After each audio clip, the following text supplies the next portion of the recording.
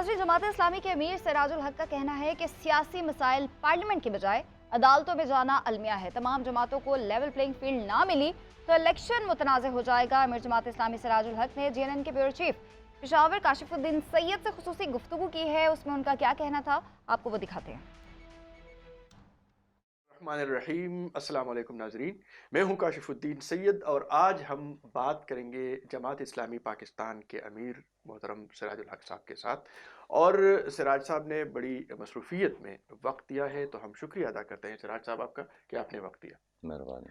सिराज साहब, इलेक्शन का ऐलान हो चुका है, तारीख मुतय्यन है, प्रोसेस जा रही है, लेकिन इंतखाबी मुहिम में सरगर्मी नहीं है, बल्कि सियासी सरगर्मियाँ अदालतों में है। वजह क्या है? तो मैं समझता हूँ कि अदालतों की अपनी अहमियत है, लेकिन ये अलमिया है कि हमारे सियासी मसाइल अब कौमी असम्बली में या सेनेट में या सूबाई असम्बलियों की बजाय जी अदालतों की तरफ गए हैं और वहाँ सियासतदान एक दूसरे के ख़िलाफ़ खड़े हैं।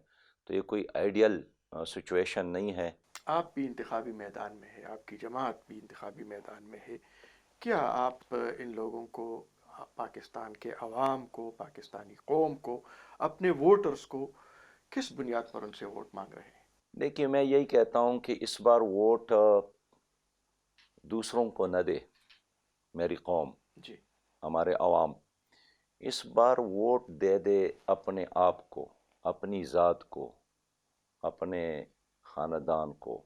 ये खेल तो बहुत ज़्यादा खेला गया कि आपने वोट दिया पीपल्स पार्टी के जागीरदारों को, मुस्लिम लीग के सरमायादारों को, PTI के उसी तरह बड़े बड़े जागीरदार और सरमायादार कभी दूसरे पार्टियों में होते थे, फिर इस पार्टी में आ जाए। शहबाज शरीफ और नवाज शरीफ भी कहते हैं कि हालात ख़राब है, जरदारी साहब और बिलावल साहब भी कहते हैं कि हालात ख़राब है, मौलाना फजल रहमान साहब भी कहते हैं कि हालात ख़राब है, यानी इस पर इत्तेफाक है कि PTI वाले भी कहते हैं कि हालात ख़राब है। जी अब अगली बात यही है कि हालात किसकी वजह से ख़राब है।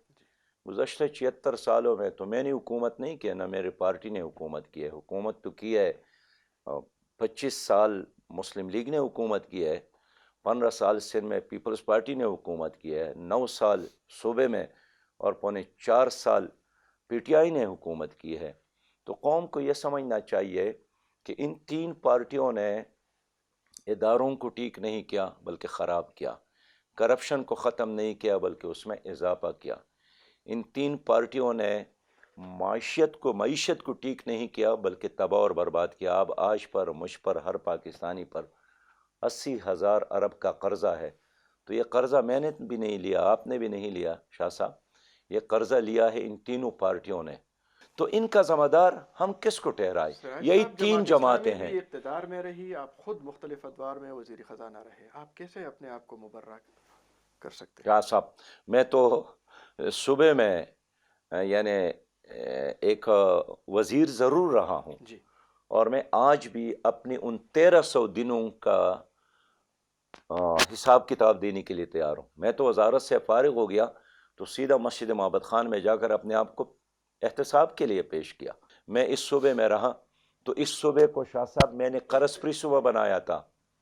आज इस सूबे पर 1100 अरब कर्जा है। जी मैं इस सूबे में रहा तो मैंने ख़वातीन के लिए अलहदा यूनिवर्सिटी, लड़कियों के लिए अलहदा गर्ल्स मेडिकल कॉलेज बनाया था। मैंने मलाकन ट्री मंसूबा बनाया था।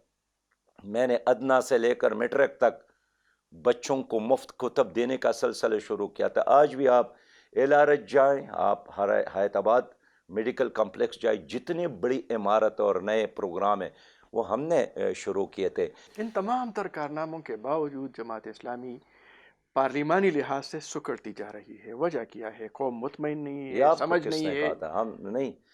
मैं अर्ज़ करूं कि मसला यही है कि 2018 के इलेक्शन नहीं था, वो सिलेक्शन था। वो तो पहले से बताया गया कि आपको लाना है, आपको नहीं लाना है, आप तरक्की नहीं 2018 कर के सकेंगे। हवाले से आप कहते हैं कि वो तो डिक्लेयर थे, तो आने वाले इलेक्शन के हवाले से क्या ख्याल है आपका? आने वाले इलेक्शन में अभी कुछ दिन तो बाकी है, लेकिन मेरी ख्वाहिश है, मेरी कोशिश है, मेरी तमन्ना है, मेरा मुतालिबा है कि इसको एक आज़ादाना इलेक्शन बनाया जाए। और ये हमारे लिए तबाही और बर्बादी होगी اگر یہ 2024 کا الیکشن متنازع بن گیا پھر 5 سال لڑائی ہوگی. اور اب دیکھیے اگر آپ کسی کے کندھے پر سوار ہو کر اقتدار میں آتے ہیں آپ پھر ڈیلیور نہیں کر سکیں گے، پھر حشر یہی ہوگا. یہ جو ابھی پرویز خٹک صاحب پی ٹی آئی کو چھوڑ گئے ہیں، جی اس نے خود مجھے بتایا تھا کہ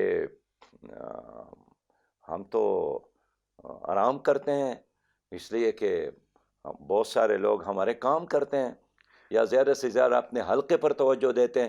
تو میں اس لیے چاہتا ہوں کہ سیاست کو سیاست بنایا جائے، آئین کے تقاضے کو پورا کیا جائے اور شفاف الیکشن قوم کی ضرورت ہے. کیا حکمت عملی ہے جماعت اسلامی کی آئندہ الیکشن کے لیے؟ کسی کے ساتھ اتحاد، سیٹ ایڈجسٹمنٹ یا کوئی ارادے ہے کسی کے شاہ ساتھ صاحب چلنا؟ کس سے اتحاد کرے اور کس پر اعتماد کرے؟ ابھی تو آپ دیکھ رہے ہیں ان کی چاپ موجود ہے اسلام آباد کی ایوانوں میں، دفتروں میں. 16 مہینے پی ڈی ایم کی حکومت رہی، تو کیا اس کی کارکردگی آپ قوم کے سامنے پیش کر سکتے ہیں؟ وہ خود قوم کو فیس کر سکتے ہیں؟ اس طرح 4.25 سال پی ٹی آئی کی حکومت بھی رہی. کیا فرق ہے؟ کیا دونوں نے مل کر نظام تعلیم کو بدلا؟ کیا انہوں نے عدالت کو ٹھیک کیا؟ کیا انہوں نے نیب کو ٹھیک کیا؟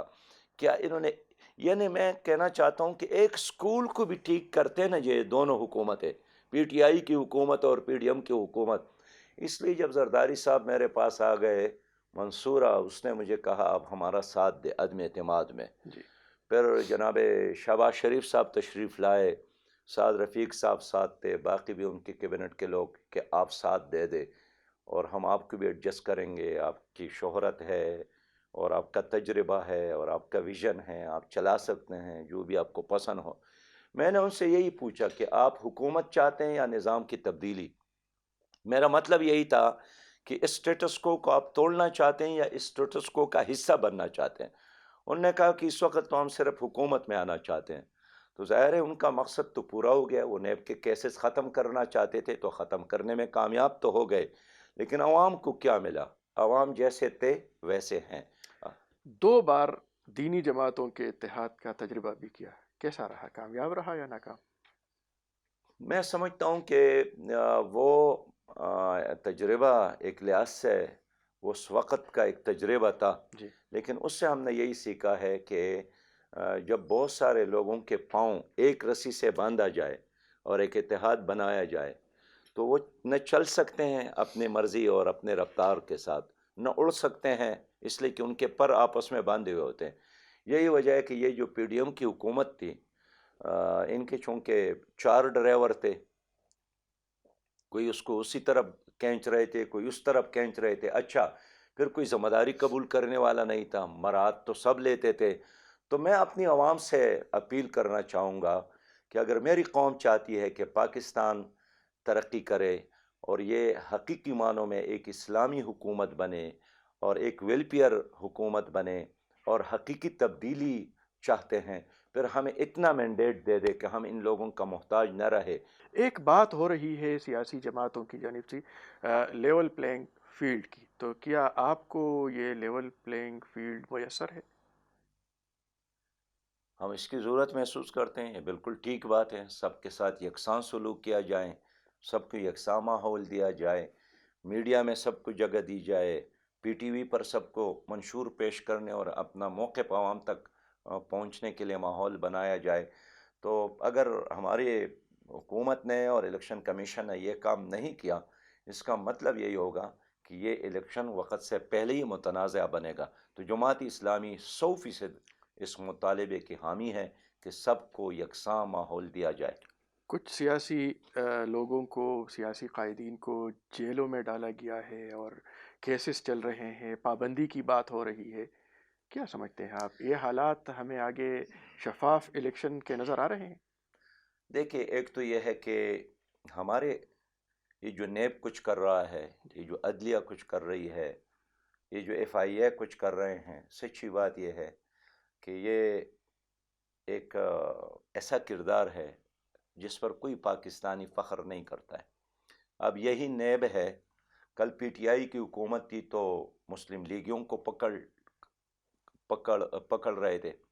یہ ایف آئی اے ہے، جب پی ٹی آئی کی حکومت تھی تو انہوں نے رانا ثناء اللہ کے گاڑی سے 15 کلو جی وہ نشاور چیز برآمد کی، جی اور اس وقت کا وزیر فرماتے تھے کہ جان خدا کو دینی ہے جی اور ہم نے یہ برآمد کی ہے۔ آج وہی FIA ہے، اس کو کلیئر کیا، وہی نیب ہے، سب کو کلین چھٹی دے دی، اور جو آج کی اپوزیشن ہے اس کے پیچھے اس کا وجہ کیا ہے شاہ صاحب؟ جی اس کی وجہ یہی ہے کہ پیپل پارٹی اور PTI اور مسلم لیگ نے ان اداروں کو اپنے لیے استعمال کیا، قانون کی بالادستی قائم نہیں کی، اور آج بھی یہی لوگ یہی خواب دیکھ رہے ہیں کہ خاندانی بادشاہت قائم ہو جائیں، اپنے کو برہمن اور قوم کو شودر بنائے جائے۔ اب قوم اس کے لیے تیار نہیں ہے۔ سراج صاحب، آخری سوال، خیبر پختونخوا حقوق کے حوالے سے، بہت سارے سیکیورٹی کے ایشوز کے حوالے سے خیبر پختونخوا کے عوام کو آپ کیا پیغام دیں گے؟